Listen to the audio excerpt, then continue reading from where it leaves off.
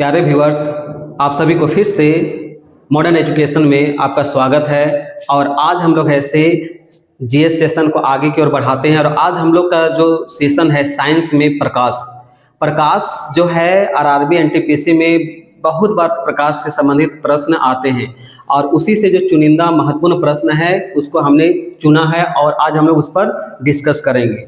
यानी आज चैप्टर का नाम है प्रकाश। प्रकाश क्या होता है? प्रकाश ऊर्जा का एक स्वरूप है, ऊर्जा का, एनर्जी का एक स्वरूप है जो वस्तुओं को देखने में हमारी सहायता करती है। जो भी वस्तु है उसको हम देखने में हमारे लिए वो सहायता करती है। अर्थात हम उसको कह सकते हैं प्रकाश एक विद्युत चुंबकीय विकिरण है। विद्युत चुंबकीय एक विकिरण है और प्रकाश के जो मूल कण को हम लोग ऐसे फोटोन के नाम से जानते हैं। अब उसी से संबंधित ऐसे हम लोग ऐसे प्रश्नों पर प्रकाश डालते हैं।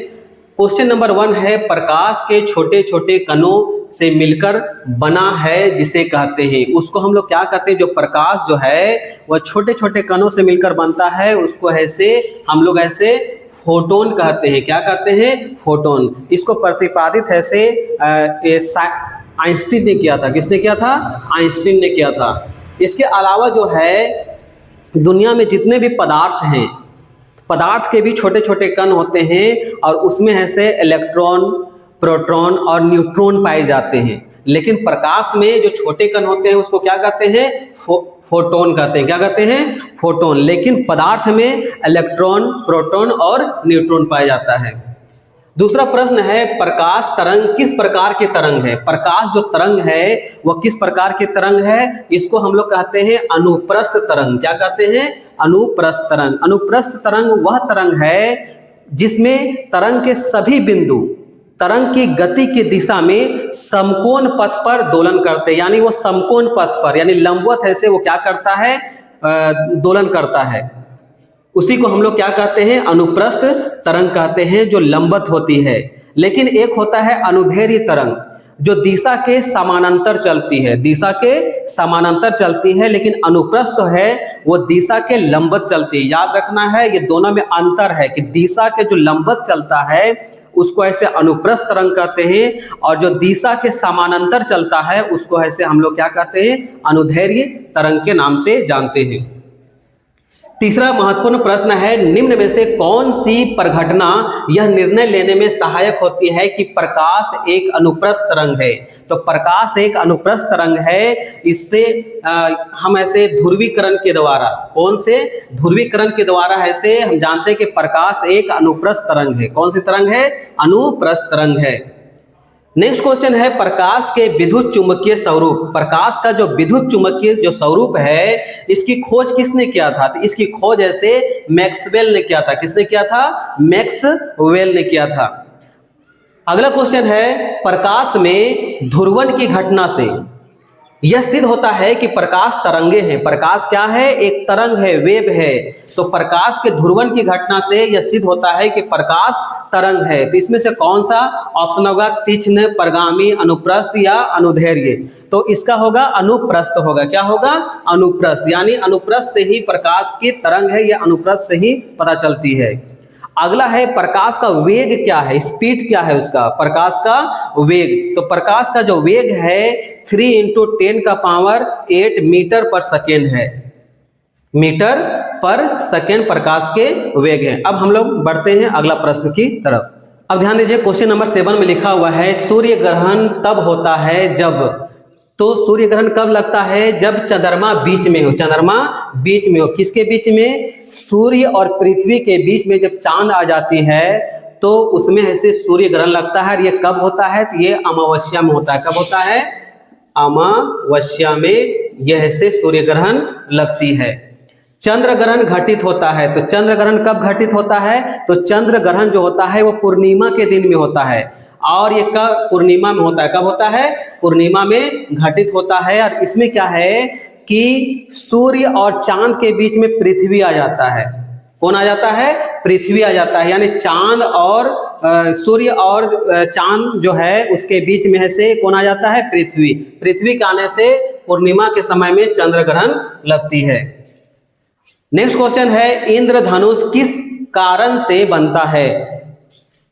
अपवर्तन और क्षेपण, परिकीर्णन और अपवर्तन, विवर्तन और अपवर्तन, अपवर्तन और परावर्तन। तो इंद्रधनुष ऐसे अपवर्तन और परावर्तन के कारण ऐसे इंद्रधनुष बनता है। जब वर्षा होती है तो वर्षा के तुरंत बाद जब बादल साफ हो जाती है पूरी तरह से, तो जब सूर्य की किरण है से बारिश की बूंदों पर पड़ती है और जब उससे टकराती है तो अपवर्तन और परावर्तन के कारण है से इंद्रधनुष नजर आता है, इंद्रधनुष बनता है। यानी वर्षा के तुरंत बाद जब ऐसे बादल साफ हो जाती है और सूर्य की किरण निकलती है तो उसी समय ऐसे हमें इंद्रधनुष ऐसे देखने को मिलता है, उस समय बनता है अपवर्तन और परावर्तन के कारण। क्वेश्चन नंबर 10 में है मृग मरीचिका बनाने वाली परिघटना को क्या कहते हैं? तो मृग मरीचिका बनाने वाली जो परिघटना है उसको कहते हैं पूर्ण आंतरिक परावर्तन। क्या कहते हैं उसको? पूर्ण आंतरिक परावर्तन के नाम से जानते हैं। तो ये मृग मरीचिका क्या होता है? रेगिस्तान में मरीचिका एक दृष्टि भ्रम है, यानी ये रेगिस्तान में आपको देखने को मिलेगा। जब ऐसे प्रकाश का परावर्तन होता है और पूर्व आंतरिक परावर्तन के कारण रेगिस्तान में जो जमीन का जो नीचे का भाग रहता है वह गर्म होता है और उसके ऊपर की जो हवा है उसकी परत जो है वो ठंडी होती है, जिसके कारण वहां पर पूर्ण आंतरिक परावर्तन के कारण जब सूरज की रोशनी पड़ती है तो पूर्व आंतरिक परावर्तन के कारण दूर में लगता है कि वहां पर है से पानी है। रेगिस्तान में पानी नहीं रहता है लेकिन लगता है कि वहां पानी है, या किसी भी वस्तु अगर कोई पेड़ भी है तो उसका है से प्रतिबिंब जो बनेगा वो उल्टा दिखाई देता है, पेड़ उल्टा दिखाई देगा। जैसे में अगर आप तालाब के बगल में अगर आप देखते हैं कोई पेड़ है तो उल्टा पानी में नजर आता है, वैसे ही ऐसे रेगिस्तान में नजर आता है, वस्तु ऐसे उल्टा दिखाई देता है। तो जब वस्तु उल्टा दिखाई देता है तो उसी को मृग मरीचिका के नाम से जानते हैं। ये कैसे होता है? पूर्ण आंतरिक परावर्तन के कारण होता है। नेक्स्ट क्वेश्चन है प्रकाश का निम्न में से कौन सा रंग प्रिज्म से होकर सबसे कम अपसरित होती है? लाल, हरा, बैंगनी, पीला। यानी प्रिज्म से सबसे कम है से अपसरित कौन सा रंग है? तो वो है लाल रंग है। कौन सा रंग है? लाल रंग। और सबसे अधिक है से अगर वो ऐसे अपसरित होती है तो वह है बैंगनी। सबसे अधिक में आता है बैंगनी, लेकिन कम में क्या है? लाल है प्रिज्म से होकर। नेक्स्ट क्वेश्चन है लाल कांच को अधिक ताप पर गर्म करने पर, अगर लाल कांच को अगर हम ऐसे गर्म करते हैं तो वह दिखाई देगा। कैसा दिखाई देगा? तो अगर हम उसको करते हैं तो वह हरा दिखाई देगा। किस प्रकार से दिखाई देगा? अगर हम उसको गर्म ज्यादा करेंगे तो वह हरा दिखाई देगा। अब हम लोग बढ़ते हैं अगले प्रश्न की तरफ। क्वेश्चन नंबर 13 में लिखा हुआ है जब प्रकाश के लाल, हरा और नीला रंगों को समान अनुपात में मिलाया जाता है तो परिणामी रंग क्या होगा? यानी जब ऐसे लाल, हरा और नीला रंग को अगर हम प्रकाश जब मिला लिया जाता है तो वो कौन सा रंग बनता है? तो लाल, हरा और नीला मिलाने से सफेद बनता है। कौन सा कलर का अनुपात बनता है? सफेद बनता है। अगला है कैमरे में किस प्रकार का लेंस उपयोग में लाया जाता है? तो यानी जो कैमरा होता है उसमें किस प्रकार का लेंस का प्रयोग किया जाता है? तो वह ऐसे उत्तल लेंस का प्रयोग किया जाता है। किसका प्रयोग किया जाता है? उत्तल लेंस का प्रयोग किया जाता है। आइरिस का क्या काम है? तो आइरिस का काम है आंखों में आने वाली प्रकाश की मात्रा को नियंत्रित करना, यानी आंखों में जो प्रकाश आती है उसको कंट्रोल करने का काम आइरिस करती है। कंट्रोल करने का काम आइरिस करती है। प्रतिबिंब लेंस को चित्र भेजना।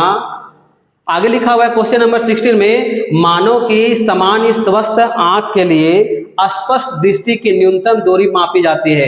यानी अगर आपकी आंख अगर स्वस्थ है तो सामान्य जो दूरी है वो 25 सेंटीमीटर है। कितना है? 25 सेंटीमीटर है। क्वेश्चन नंबर 17 में लिखा हुआ है दृष्टि दोष।